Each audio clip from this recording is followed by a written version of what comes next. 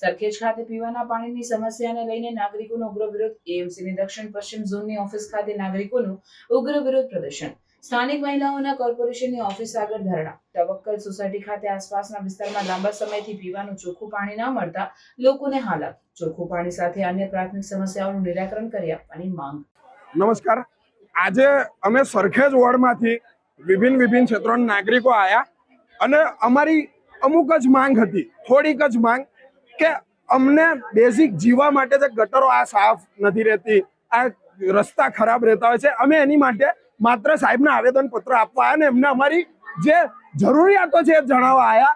તો આ લોકો તાળું મારી દે છે. આ તાળું છે ને, આ બહેનોની, આ અમારી જીભ ઉપર તાળું મારવામાં આવે છે. આ ભારતના બાબા સાહેબને આપેલા સંવિધાન ઉપર તાળું મારવામાં આવે છે.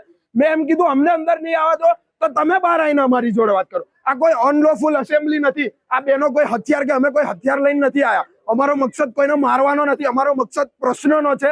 તો પ્રશ્નોને આવીને આનું સમાધાન કાઢે. 5 દાડા પહેલા કોર્પોરેટર શ્રીઓ જોડે, બધા જોડે એમણે મિરાન પારીખ સાહેબે મિટિંગ કરી. તો હું એનું વર્કિંગ પેપર માંગુ છું કે આ બધા ગટરની સમસ્યાઓ, રસ્તાની સમસ્યાઓ છે, તેનું વર્કિંગ પેપર અમારી સામે મૂકો. શું નિરાકરણ લાયા?